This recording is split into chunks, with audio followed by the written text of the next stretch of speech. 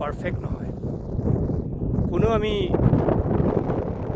মোৰ সকলো শিকা হৈ গ'ল, মোৰ আৰু শিকিবলৈ বাকী নাই, এনেকৈ কোনেও ক'ব নোৱাৰে। আমি সকলোৱে প্ৰতিদিনে নতুন নতুন কথা শিকি আছোঁ আৰু ভুলো আমাৰ বহুত হয়। ভুল নকৰা মানুহতো পৃথিৱীত নাই, কোনো নাই। মানুহ মাত্ৰেই ভুল, আৰু সেইকাৰণে আমাক শুধৰণিৰ প্ৰয়োজন। যি মানুহে শুধৰণি কৰিবলৈ অস্বীকাৰ কৰে, সেই মানুহে জীৱনত আগবাঢ়ি যাবলৈ অস্বীকাৰ কৰাৰ নিচিনা হয়। প্ৰকৃত অৰ্থত আমাৰ উন্নতি, প্ৰকৃত অৰ্থত আমাৰ ভাল গতি আমাৰ শুধৰণিবোৰৰ দ্বাৰাই হয়। আৰু সেইকাৰণে প্ৰভু যীশুখ্ৰীষ্টই সদায় আমাৰ হৃদয় দুৱাৰত টুকুৰিয়াই আছে। সদায় তেওঁ আমাৰ ওচৰলৈ আহে আৰু আমাৰ সকলো ভুল ত্ৰুটিবিলাক শুধৰাই আমাক নতুন জীৱনত, এটা শুধৰণিৰ জীৱনত আগবঢ়াই নিবলৈ বিচাৰে। আমি তেওঁক ভিতৰলৈ সোমাই আহিবলৈ অনুমতি দিওঁ নে নিদিওঁ?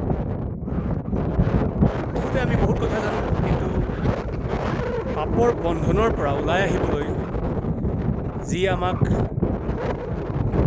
প্ৰায়শ্চিত্ত দৰকাৰ, যি প্ৰায়শ্চিত্ত কেৱল যীশুখ্ৰীষ্টই ক্ৰুচৰ ওপৰত দিলে, তাক আমি গ্ৰহণ কৰিবলৈ আমাৰ হৃদয়ৰ দুৱাৰখন খুলি নিদিওঁ। প্ৰভু যীশুৱে টুকুৰিয়াই থাকে, কিন্তু বহুত আমি খুলি নিদিওঁ। যদি খুলি দিওঁ, তেওঁ আমাৰ ভিতৰলৈ সোমাই আহিব আৰু আমাৰ লগত একেলগে ভোজন পান কৰিব, অৰ্থাৎ আমাৰ সৈতে সহভাগিতা, তেওঁৰ লগত আমাক একেলগে বাস কৰিবলৈ আশীৰ্বাদ কৰিব।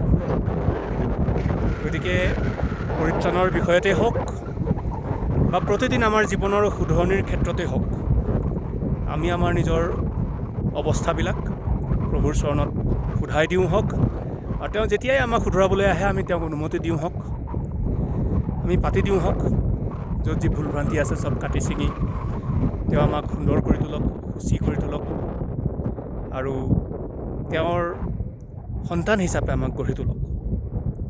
গতিকে আহক, যদি আমাৰ জীৱনত কিবা আমি দেখা পাইছোঁ, ধৰা পৰিছে আমাৰ নিজৰ চকুতেই, তাক ঢাকি নিজক ঠকিবলৈ চেষ্টা নকৰোঁ হওক। প্ৰভুক আমি দি দিওঁ হওক, তেওঁ শুধৰাওক আমাক। আহক আমাৰ হৃদয় দুৱাৰখন মুকলি কৰি দিওঁ। ঈশ্বৰে আপোনাক আশীৰ্বাদ কৰক।